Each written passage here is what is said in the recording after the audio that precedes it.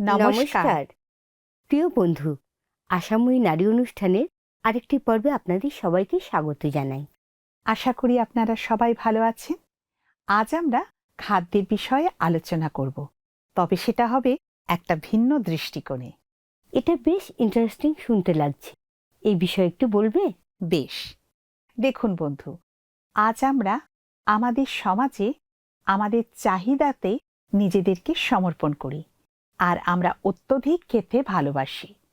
আমাদের কাছে খাদ্যের যে প্রাচুর্য আছে সেটা হয়তো আমাদের দাদু ঠাকুমা কোনোদিনও দেখেননি। আজকাল প্রতিটি রাস্তায় বা প্রতিটি রাস্তার মোড়ে একটা সুপারমার্কেট বা একটা খাবারের দোকান আমরা দেখতে পাই। রুমা, তুমি আর আমাকে কি বলছো? সময় কাটানোর আমার সব থেকে প্রিয় অভ্যেস হলো সুপার মার্কেটে গিয়ে খাবারের দোকানগুলোর গলিগুলোতে ঘুরে বেড়ানো। কত রকম খাবার যে আমরা দেখতে পাই তার শেষ নেই। প্রত্যেকটি খাবার এত লোভনীয় লাগে যে মনে হয় আমরা যা পাই তাই কিনে নিই। একদম ঠিক রুমা, এই কাজটাই বেশিরভাগ মানুষ করে। আমরা খুব বেশি করে খাবার কিনি এবং তারপরেই আবার কি খাবো সেটা ভাবতে থাকি।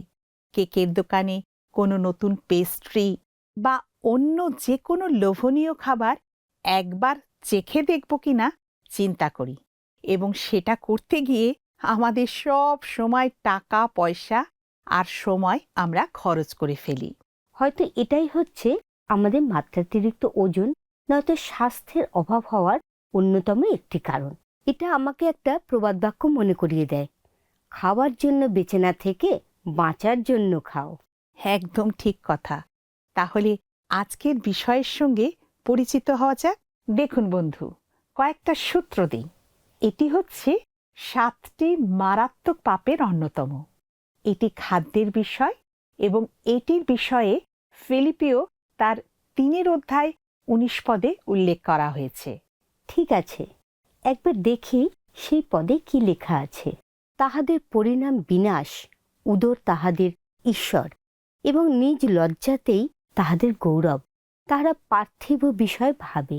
এবারে আমরা কি বিষয়ে আলোচনা করব সেটা নিশ্চয়ই তুমি বুঝতে পেরেছ, এবং আমাদের দর্শক বন্ধুদের সেটা বলবে। মনে হয় সেই বিষয়টা হচ্ছে অতিরিক্ত ভোজন বা উদরম্বিতা। একদম ঠিক বলেছ। সত্যি কথা বলতে কি, আমরা একটি খাদ্যাভ্যাসে থাকা সমাজে বাস করি। আমরা খাওয়ার জন্যই বেঁচে থাকি। এখন আমাদের সময় কাটাবার সবচেয়ে প্রিয় উপায় হলো খাওয়া। আমাদের সারাদিনের সমস্ত পরিকল্পনা খাওয়া দাওয়াকেই ঘিরে হতে থাকে। খাওয়া দাওয়া করার মধ্যে খারাপ কিন্তু কিছু নেই। খারাপ বিষয় হলো যখন খাবার আনন্দ আমাদের উপরে আধিপত্য বিস্তার করে।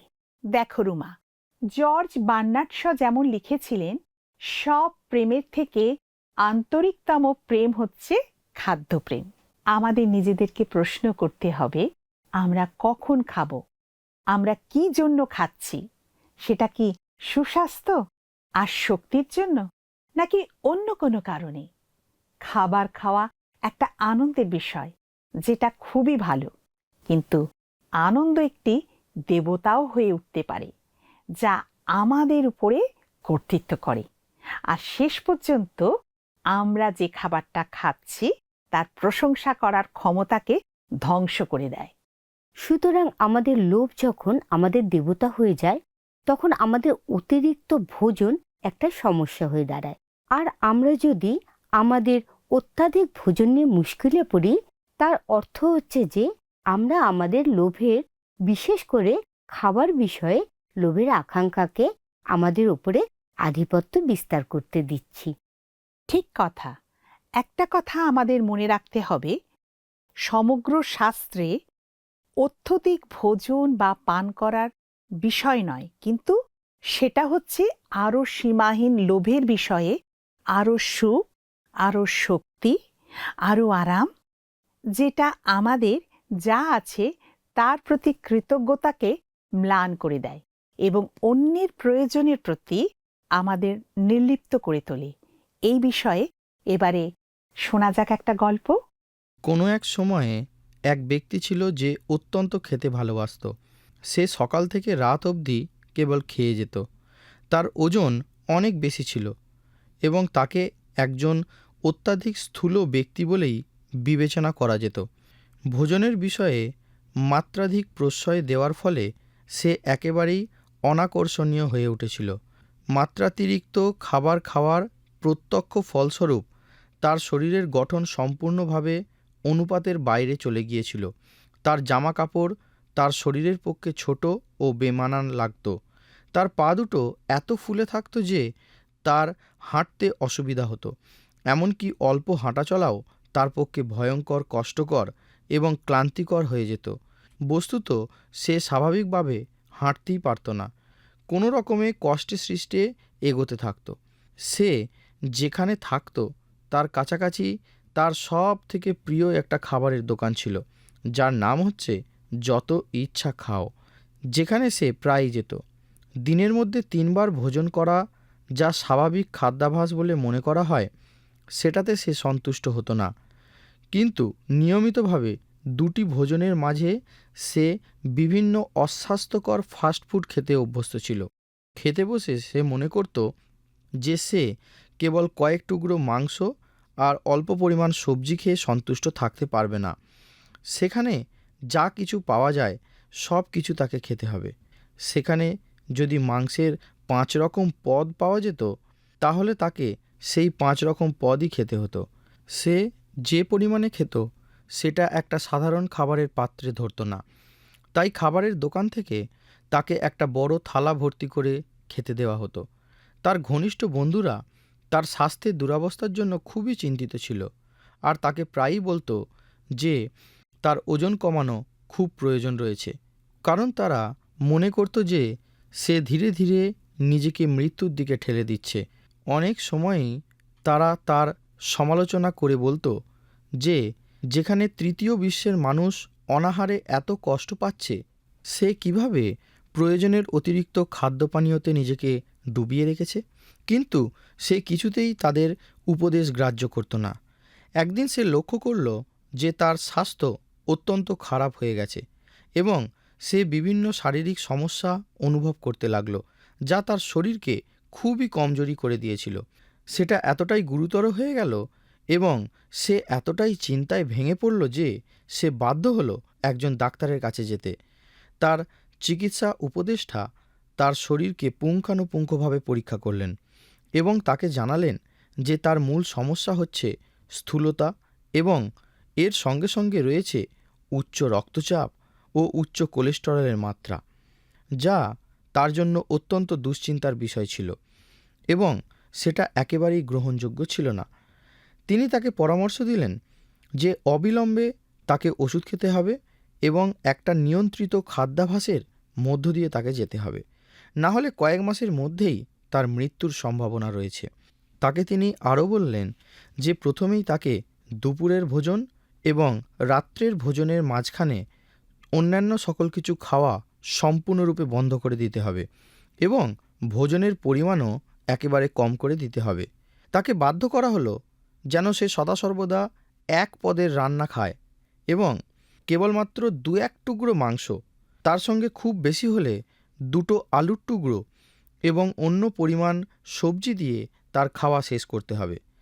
তাকে বলে দেওয়া হলো নির্দিষ্ট পরিমাণ খাদ্যের একটুও বেশি যদি সে খায় তাহলে ভবিষ্যতে সে মারাত্মক সমস্যায় পড়ে যাবে। তাকে আরও বলা হলো যে এই কঠোর খাদ্যাভ্যাসের বাইরে তাকে নিয়মিত এমন ব্যায়াম করতে হবে যাতে যত শীঘ্র সম্ভব তার ওজন কমে যায়, কারণ তার শরীরের অবস্থা একটা সংকটপূর্ণ পরিস্থিতিতে পৌঁছে গেছে। 2 মাসের মধ্যে সে তার ওজন 20 কিলো কমিয়ে দিতে সক্ষম হলো এবং একটা উচ্চমানের স্বাস্থ্যকর জীবনের সুবিধা উপলব্ধি করতে শুরু করলো। হিতোপদেশ 23 অধ্যায় 20 থেকে 21 পদ আমাদের স্মরণ করিয়ে দেয়, মদ্যপায়ীদের সঙ্গী হইও না, পেটুক মাংসভোজীদের সঙ্গী হইও না, কারণ মদ্যপায়ী ও পেটুকের দৈন্যদশা ঘটে এবং ঢুলুঢুলু ভাব মানুষকে ন্যাকড়া পড়ায়।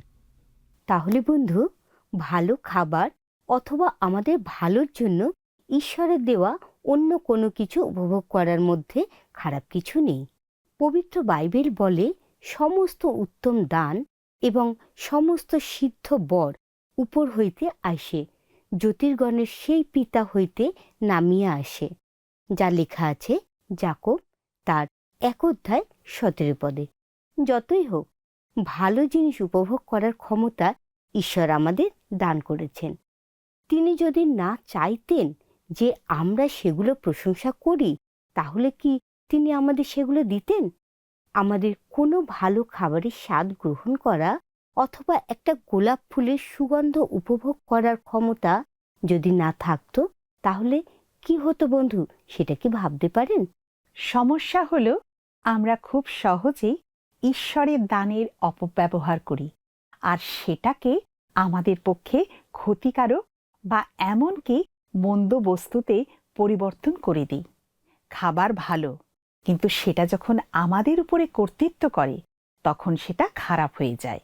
আর এই কারণেই বাইবেলে উদরম্ভিতার বা অত্যধিক ভোজনের নিন্দা করা হয়েছে। বাইবেল আমাদের মনে করিয়ে দেয় যে যে যাহার দ্বারা পরাভূত সে তাহার দাসত্বে আনিত। আর এটা লেখা রয়েছে 2 পিতর 2:19। উদারম্ভিতা বা অতিরিক্ত ভোজন হচ্ছে খাদ্য সম্পর্কীয় একটি পাপ। যদিও সেটা কেবল অতিরিক্ত খাবার বিষয় নয়, কিন্তু তার মধ্যে অন্তর্ভুক্ত হতে পারে পান করা, ইন্টারনেট বা টিভি দেখা, অনুচিত ভাবনা চিন্তা এবং স্বভাব এবং বস্তুগত আনন্দের প্রতি অসম্ভব আসক্তি। উদারম্ভিতা বা অতিরিক্ত ভোজন আত্মা ও দেহ উভয়ের জন্যই মারাত্মক। অতিরিক্ত খাওয়া আপনাকে খারাপ স্বাস্থ্য এবং অসুখ যেমন ডায়াবেটিস, উচ্চ রক্তচাপ, মৃত্যুর দিকে আপনাকে চালিত করতে পারে। গবেষণায় দেখা গেছে যে অনেকক্ষণ ধরে স্ক্রিনের দিকে তাকিয়ে থাকলেও চোখের উপরে ধকল পড়ে, পিঠে ব্যথা হয় এবং সেটা আসক্তিমূলক কারণ হয়ে দাঁড়াতে পারে। উদারম্ভিতা আত্মিক মৃত্যুর দিকে চালিত করে এবং ঈশ্বরের সঙ্গে আমাদের সম্পর্কের মধ্যে একটা বাধা সৃষ্টি করে। দেখুন বন্ধু, আমরা যখন অতিরিক্ত ব্যয় করতে থাকি তখন অতিরিক্ত ভোজন আমাদেরকে একটি দায়িত্বজ্ঞানহীন জীবনধারায় চালিত করে এবং ক্রমাগত ব্যয় করে যাওয়াকে সাধারণত পাপের সাথে যুক্ত বলে মনে করা হয়। আমাদের শরীরের ওপরে উদরম্ভিতার একটা নেতিবাচক প্রভাবও পড়ে, আর সেটি শরীরের সাথে মন্দ ব্যবহারের দিকে আমাদেরকে নিয়ে যায়। পবিত্র বাইবেল বলে, অথবা তোমরা কি জানো যে তোমাদের দেহ পবিত্র আত্মার মন্দির, যিনি তোমাদের অন্তরে থাকেন, যাহাকে তোমরা ঈশ্বর হইতে প্রাপ্ত হইয়াছ, আর তোমরা নিজের নও, কারণ মূল্য দ্বারা কৃত হইয়াছ।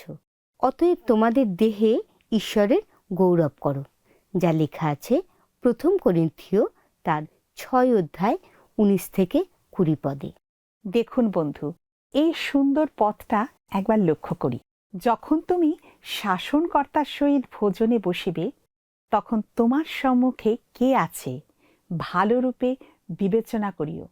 আর যদি তুমি উদরম্ভরী হও, তবে আপনার গলায় আপনি ছুরি দিবে। তাহার সুস্বাদু খাদ্য লালসা করিও না, কারণ তাহা বঞ্চনার আহার। ধন সঞ্চয় করিতে অত্যন্ত যত্ন করিও না, তোমার নিজ বুদ্ধি হইতে ক্ষান্ত হও। তুমি কি ধনের দিকে চাহিতেছ? তাহা আর নাই, কারণ ঈগল যেমন আকাশে উড়িয়া যায়, তেমনি ধন আপনার জন্য নিশ্চয়ই পক্ষ প্রস্তুত করে। আর এটা লেখা রয়েছে হিতোপদেশ তার 23:1-5। প্রিয় বন্ধু, আপনার গলায় আপনি ছুরি দেবে, এটি একটি গুরুত্বপূর্ণ সতর্কবার্তা। সলোমন আমাদের স্মরণ করিয়ে দিয়েছেন যে 2টি গুরুত্বপূর্ণ বিষয়, সেটা হলো সংযম এবং আত্মনিয়ন্ত্রণ। আমাদের নিজেদের আবেগ এবং ক্ষুধাকে আমাদের নিয়ন্ত্রণ বা দমন করতে হবে। দেখুন বন্ধু, অত্যধিক ভোজন আমাদেরকে লোভের দিকেও চালিত করে।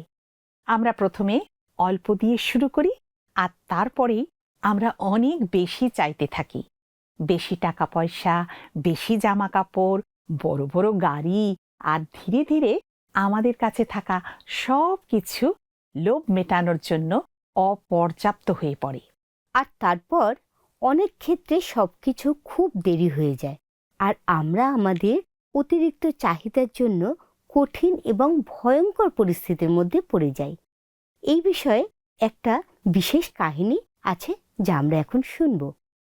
আজ থেকে প্রায় 2000 বছর আগে গ্রিস দেশে এপিকিউরাস জন্মগ্রহণ করেন এবং তিনি একটি ছোট উদ্যানে বাস করতেন। সেই উদ্যানটি এপিকিউরাসের উদ্যান বলে পরিচিত ছিল। তার অ্যারিস্টটলের মতো কোনো শিক্ষায়তন বা প্লেটোর মতো কোনো বিদ্যালয় ছিল না। তার কেবল একটা বাগান ছিল। সেটা খুব সাধারণ এবং সুন্দর ছিল।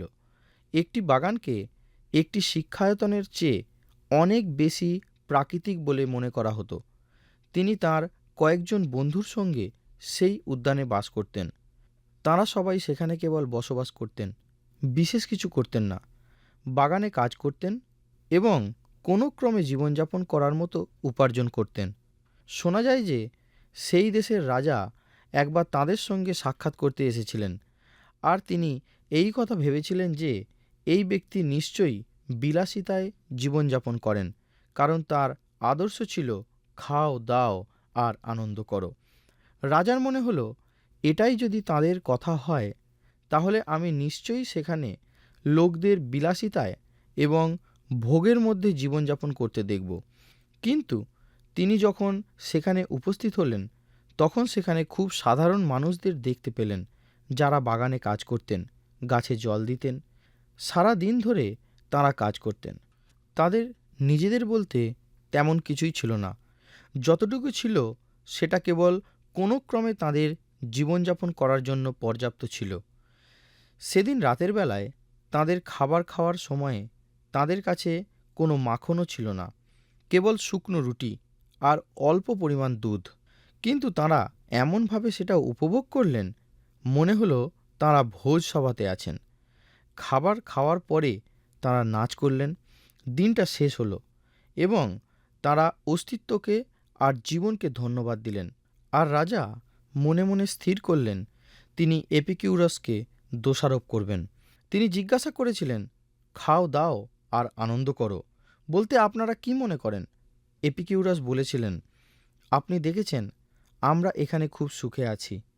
আপনি যদি সত্যি করে সুখী হতে চান তাহলে আপনাকে সরল হতে হবে, কারণ আপনার জীবন যত জটিল হয়ে পড়ে তত সেটা দুর্দশাগ্রস্ত হয়ে যায়। আমরা ঈশ্বরের অন্বেষণ করি বলে আমরা সরল নই, কিন্তু আমরা সরল, কারণ সুখী হতে গেলে সরল হতে হয়।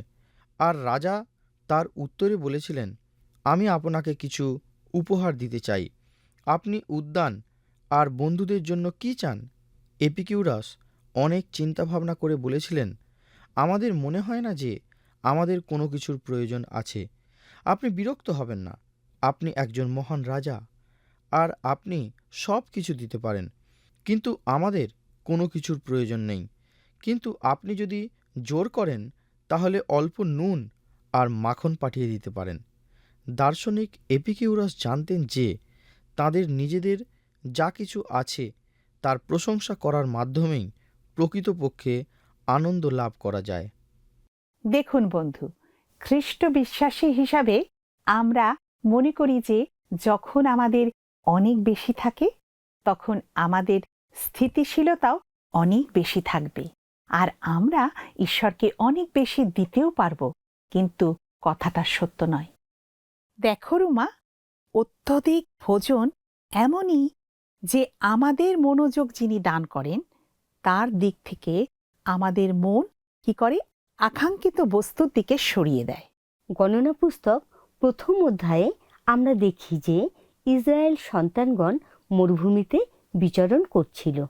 প্রতিদিন আশ্চর্যরূপে ঈশ্বর তাদের মান্না নামে এক প্রকার বস্তু প্রদান করেছিলেন, যাতে প্রতিশ্রুত দেশে যাত্রাকালে তাদের খাদ্যের সংস্থান হয়।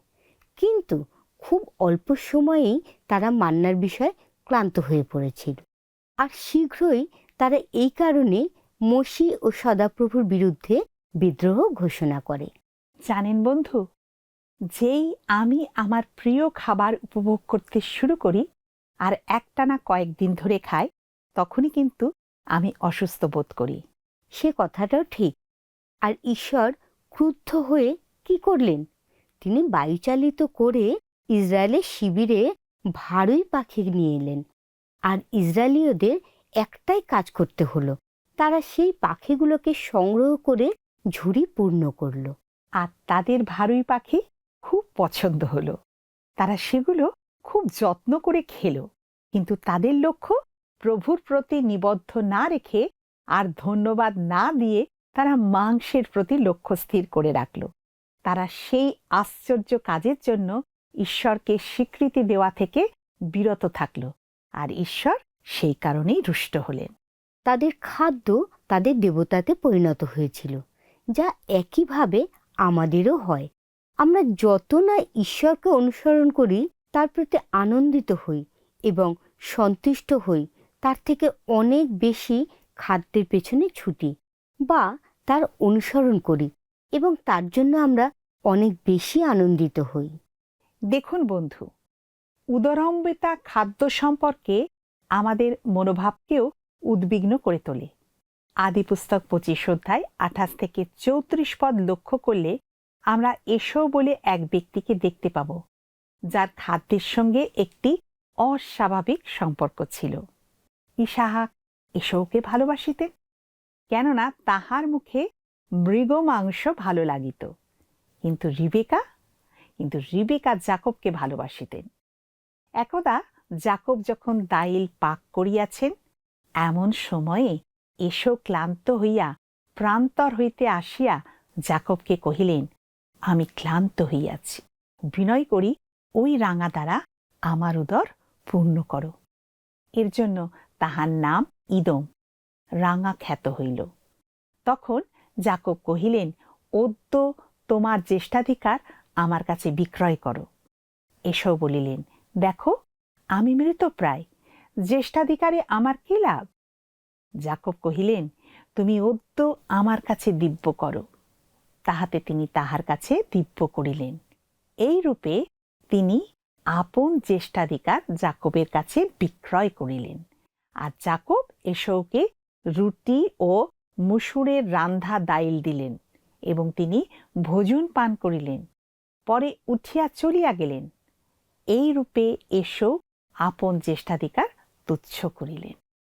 এসো জ্যেষ্ঠাধিকার, যা তার আত্মিক ঐতিহ্য ছিল, তার থেকে তার ভরা পেটকে বেশি গুরুত্ব দিয়েছিলেন। আমরা জানি ভোজন করা হচ্ছে একটা দৈহিক প্রয়োজনীয়তা। আমরা যদি না খাই তাহলে কিন্তু আমরা মরে যাব। কিন্তু আজকের জগতে আমরা খাদ্যের গুরুত্বকে অতিরঞ্জিত করে তুলি। খাদ্য সংস্থাগুলি দিন দিন উন্নতি করছে, আর ক্রিকেট বা ফুটবল খেলা চলাকালীন তারা তাদের খাদ্যপণ্য বিজ্ঞাপনের পেছনে কোটি কোটি টাকা খরচ করছে। কিন্তু প্রভু যীশু বলেছেন যে আমাদের জীবন এই বিষয়গুলির থেকে অনেক বেশি গুরুত্বপূর্ণ।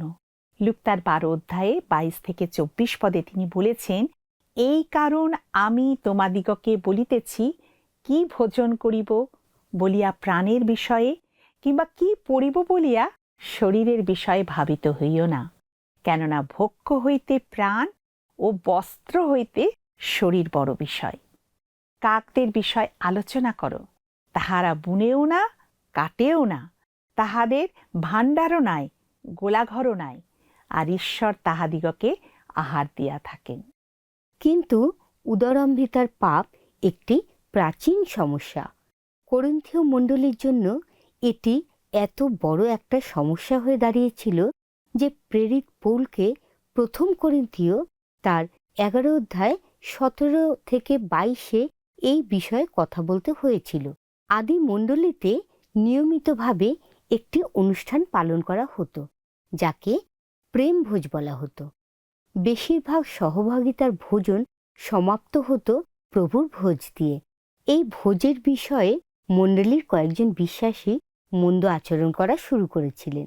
তারা মণ্ডলীতে অনেক আগে পৌঁছে যেতেন এবং সবার আসার আগেই খেতে শুরু করে দিতেন। দেখুন বন্ধু, মথি তার 6 অধ্যায় 24 পদে প্রভু যীশু বলেছেন, কেহই 2 কর্তার দাসত্ব করিতে পারে না, কেননা সে হয়তো একজনকে দেশ করিবে আর একজনকে প্রেম করিবে, নয়তো একজনের প্রতি অনুরক্ত হইবে আর একজনকে তুচ্ছ করিবে। তোমরা ঈশ্বর এবং ধন উভয়ে দাসত্ব করিতে পারো না। এটি খাদ্যের বিষয়ে প্রযোজ্য হয়। আমাদের মধ্যে অনেকজন আছেন যাদের খাদ্যের প্রতি আসক্তি আছে। খাদ্যের প্রতি আমাদের আকাঙ্ক্ষা ঈশ্বরের প্রতি আমাদের প্রতিশ্রুতির বেশি হয়ে যায়। আমরা ঈশ্বরের প্রতি আমাদের বাসনাকে নয়, কিন্তু খাদ্যের প্রতি আমাদের বাসনার পরিচর্যা করে থাকি। আমাদের দেহের মালিক হচ্ছেন আমাদের প্রভু। এটাই আমাদের জন্য অত্যন্ত সুখবর। ঈশ্বর তার একজাত পুত্রকে একটি জীবন্ত বলিরূপে আমাদের দান করেছেন। তিনি আমাদের সাহায্য করবেন এবং সহ্য করার শক্তি দেবেন, যেমনভাবে 2 তিমথিও তার 1 অধ্যায় 7 পদে বলা হয়েছে, কেননা ঈশ্বর আমাদিগকে ভীরুতার আত্মা দেন নাই, তিনি শক্তির, প্রেমের ও সুবুদ্ধির আত্মা দিয়াছেন। ঈশ্বর আমাদের শক্তি, প্রেম ও সুবুদ্ধি দান করেছেন। তাই আসুন আমরা তাঁকে অনুরোধ করি যেন তিনি আমাদের দেহ মনকে নতুন করে সৃষ্টি করেন। আসুন তাহলে আমরা প্রার্থনায় যাই। প্রার্থনা করি। পরম করুণাময় পিতা, তোমায় ধন্যবাদ দিই যে আজকে তুমি আমাদেরকে শিখালে আমরা যেন অতিরিক্ত ভোজনে না যাই, কিন্তু তোমার দিকে মন দিই এবং তোমাকে সামনে রেখে যেন এগিয়ে চলতে পারি। তুমি আমাদের প্রত্যেককে আত্মিকভাবে আশীর্বাদে পরিপূর্ণ করো এবং বিশেষ করে প্রার্থনা করি প্রভু, যারা বিভিন্ন অসুস্থতার মধ্যে রয়েছে, বিভিন্নভাবে কষ্টের মধ্যে রয়েছে, বিভিন্ন দুঃখের মধ্যে রয়েছে প্রভু, তাদেরকে তুমি স্পর্শ করো, আশীর্বাদ করো, যেন প্রভু তারা তাদের সেই অবস্থার মধ্যে থেকে বেরিয়ে আসতে পারে এবং তোমার ধন্যবাদ করতে পারে। প্রভু তুমি দয়া করো, তাদের প্রতি কৃপা করো। আর প্রভু আজকের বিষয় তুমি আমাদের প্রত্যেককে মনে রেখে চলতে সাহায্য করো।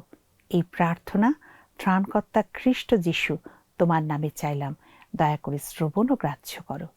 আমিন। প্রিয় বন্ধু, এবার তাহলে প্রশ্ন উত্তরে আসা যাক। গত সপ্তাহের প্রশ্নের উত্তর অপশন সি, দানিয়েল। আজকের প্রশ্ন, ঈশ্বর আমাদিগকে কিসের আত্মা দেন নাই? অপশন এ শক্তির, বি প্রেমের, সি ভীরুতার। এই প্রশ্নের উত্তর এ, বি, সি সহকারে আপনার নাম ও সম্পূর্ণ ঠিকানা সহ 9433497235 এই নাম্বারে SMS বা হোয়াটসঅ্যাপে পাঠাবেন। প্রিয় বন্ধু, আজকের মতন সময় এখানেই শেষ। প্রার্থনার নাম্বারে অবশ্যই যোগাযোগ করবেন আর মিসড কল নাম্বারে একটি মিসড কল দেবেন। রুমা, এই অনুষ্ঠান যদি তোমার ভালো লেগে থাকে তাহলে তুমি কি করবে?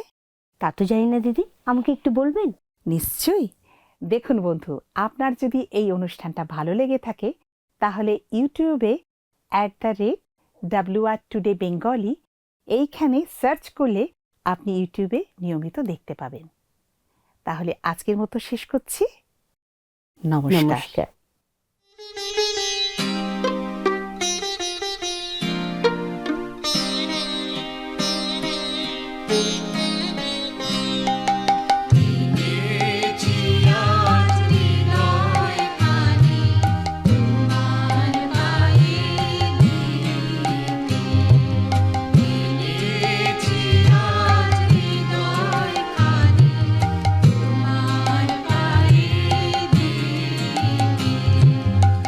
আমাদের গত সপ্তাহের বিজয়ী দর্শক বন্ধু হলেন মধুমিতা সাও, দক্ষিণ 24 পরগনা থেকে।